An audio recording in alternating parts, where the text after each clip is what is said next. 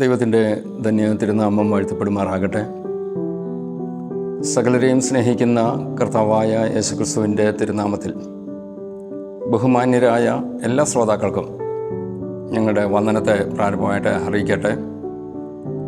ജീവിതയാത്രയിൽ ഓരോ ദിവസവും ദൈവം നടത്തുന്ന വിധങ്ങളെ ഓർത്ത് സ്തോത്രം ചെയ്ത് നന്ദി കരയറ്റിക്കൊണ്ട് ദൈവത്തിരുനാമം മഹിമപ്പെടുവാൻ കർത്തൃകരങ്ങളിലേക്ക് നമ്മെ തന്നെ ഏൽപ്പിച്ചു കൊടുക്കാം. ഒരിക്കൽ ഒരു വൃദ്ധനായ മനുഷ്യൻ തൻ്റെ പ്രായാധിക്യ ക്ഷീണം നിമിത്തം ഒരു വടിയുടെ സഹായത്തോടെ നടന്നുപോയി. തന്നെ വളരെ ഭക്തനായ ഒരു മനുഷ്യനാണ്. ആരെ കണ്ടാലും തൻ്റെ ദൈവവിശ്വാസവും പ്രാർത്ഥനയുടെ ആവശ്യകതയും ഇദ്ദേഹം ബോധ്യപ്പെടുത്തുക തൻ്റെ ഒരു സ്വഭാവമായിരുന്നു. അങ്ങനെ വഴിവെക്കിൽ ഒരു ചെറുപ്പക്കാരനെ കണ്ടപ്പോൾ പ്രാർത്ഥനയെക്കുറിച്ച് ചെറുപ്പക്കാരനോട് പല പ്രാവശ്യം ഇദ്ദേഹം ഓർപ്പിക്കും, മോനെ നീ പ്രാർത്ഥിക്കണം, നീ ദൈവത്തിൽ വിശ്വസിക്കണം. ഇപ്രകാരം പറഞ്ഞ് ഈ ചെറുപ്പക്കാരനെ പ്രബോധിപ്പിച്ചുകൊണ്ടേയിരുന്നു. എന്നാൽ ചെറുപ്പക്കാരന് ഇതിഷ്ടമായില്ല. പലപ്പോഴും ഈ ചെറുപ്പക്കാരൻ ഈ വൃദ്ധനായ മനുഷ്യനെ പരിഹസിക്കും. ഈ വൃദ്ധനായ മനുഷ്യനോട് പറയുന്നൊരു വാക്കിങ്ങനെയാണ്, പ്രാർത്ഥനയെന്ന് പറയുന്നത് ഒരു ഊന്നുവടിയാണ്. നിങ്ങളെപ്പോലുള്ള പ്രായമുള്ളവർക്കൊക്കെയാണ് ഊന്നുവടിയുടെ സഹായം ആവശ്യമായിരിക്കുന്നത്. എന്നെപ്പോലുള്ള ചെറുപ്പക്കാർക്കൊന്നും ഇതിൻ്റെ ആവശ്യമില്ല. ഞങ്ങൾക്ക് ആരോഗ്യമുണ്ട്, എന്തിനെ നേരിടാനുള്ള തൻ്റെ ഇടമുണ്ട്, കരുത്തുണ്ട്. അതുകൊണ്ട് അങ്ങ് ആ ഊന്നുവടി കൊണ്ട് നടക്കുന്നത് പോലെ പ്രാർത്ഥന കൊണ്ട് നടന്നുകൊള്ളുക എന്ന് പറഞ്ഞ് മുന്നോട്ട് കടന്നു പോയപ്പോൾ പെട്ടെന്ന് എവിടെ നിന്നോ ഒരു കൂട്ടം തെരുവ് നായ്ക്കൾ ചാടി വീണു. ഈ വൃദ്ധനായ മനുഷ്യൻ്റെ നേരെ ഇത് ഓടിയെടുത്തപ്പോൾ തൻ്റെ കയ്യിലുണ്ടായിരുന്ന ഊന്നുവടി കൊണ്ട് ഈ വൃദ്ധൻ ഇതിനെ ആട്ടി ഓടിച്ചു. ഈ തെരുവ് നായ്ക്കൾ വൃദ്ധൻ്റെ വടിയുടെ അടി കൊള്ളാതെ ഓടിയത് നേരെ ഈ ചെറുപ്പക്കാരൻ്റെ മുമ്പിലേക്കാണ്. ഈ തെരുവ് നായ്ക്കൾ കൂട്ടത്തോട് വരുന്നത് കണ്ടുകൊണ്ട് ചെറുപ്പക്കാരൻ ഭയന്ന് താനും എവിടെയോ ഓടി ഒളിച്ചു. ഒരു ചോദ്യം ചോദിച്ച് ഞാൻ മുന്നോട്ട് പോകാൻ ആഗ്രഹിക്കുന്നു. എന്തുകൊണ്ട് വൃദ്ധൻ ഓടിയില്ല?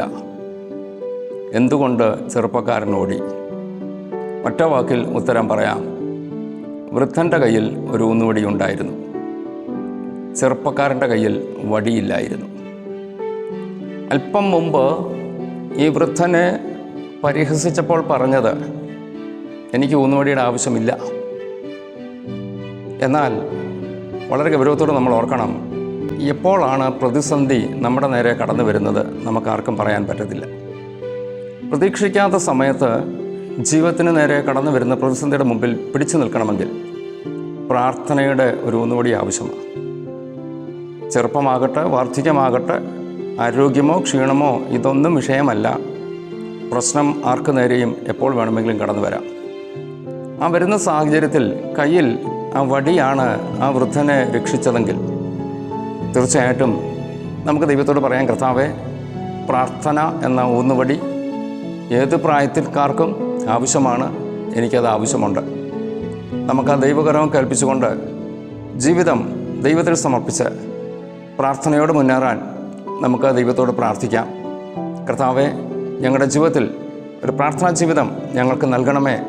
ദൈവസന്നിധിയിൽ പ്രാർത്ഥിക്കാം. വിശുദ്ധ വേദപുസ്തകത്തിൽ ഒരു വചനം ഇപ്രകാരം നമുക്ക് വായിക്കാൻ കഴിയുന്നുണ്ട്.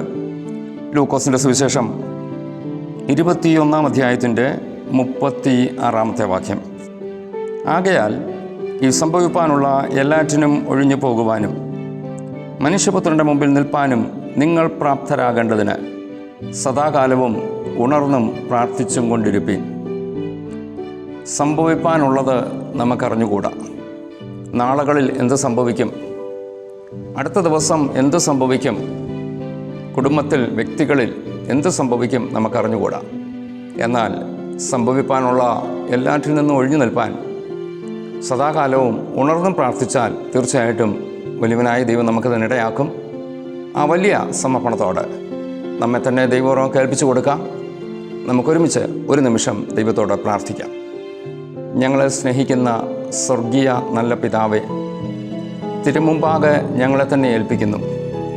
ജീവിതയാത്രയിൽ ഇന്നയോളം കർത്താവ് ഞങ്ങളെ സഹായിച്ചു. പ്രതിസന്ധികൾ, പ്രശ്നങ്ങൾ കൂട്ടത്തോട് എപ്പോൾ ഞങ്ങളുടെ നേരെ കടന്നു വരും ഞങ്ങൾക്കാർക്കും അറിഞ്ഞുകൂടാ. എന്നാൽ അതിൻ്റെ നടുവിൽ പിടിച്ചു നിൽപ്പാൻ പ്രാർത്ഥന ഞങ്ങൾക്ക് ആവശ്യമുണ്ട്. കർത്താവെ, പ്രാർത്ഥിക്കുന്നവരാക്കി അവിടുന്ന് ഞങ്ങളെ തീർത്താട്ട്.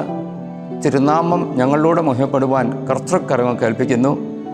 ഈ വചനം കേട്ട മുഴുവൻ പ്രിയപ്പെട്ടവരെയും അങ്ങയുടെ ബലമുള്ള കരങ്ങളിലേക്ക് ഏൽപ്പിച്ച് പിതാവിൻ്റെയും പുത്രൻ്റെയും പരിശുദ്ധാത്മാവിൻ്റെ നാമത്തിൽ അനുഗ്രഹിച്ച് പ്രാർത്ഥിക്കുന്നു. അവിടുന്ന് ഞങ്ങളുടെ പ്രിയപ്പെട്ടവരെ സഹായിച്ചാട്ട് മഹത്വം അങ്ങയ്ക്ക് തരുന്നു. യേശു ക്രിസ്തുവിൻ്റെ നാമത്തിൽ അപേക്ഷിക്കുന്നു, കേൾക്കുമാറാകണമേ. പ്രാർത്ഥനയോടെ വീണ്ടും നമ്മുടെ ജീവിതം മുന്നോട്ട് നയിക്കാം. എന്തായാലും പ്രാർത്ഥനയുടെ ഒന്നുകൂടി കയ്യിലിരിക്കട്ടെ, കളയണ്ട. എപ്പോൾ അത് പ്രയോജനപ്പെടും നമുക്കറിഞ്ഞുകൂടാ. ദൈവം എവരെയും സഹായിക്കുകയും അനുഗ്രഹിക്കുകയും ചെയ്യുമാറാകട്ടെ.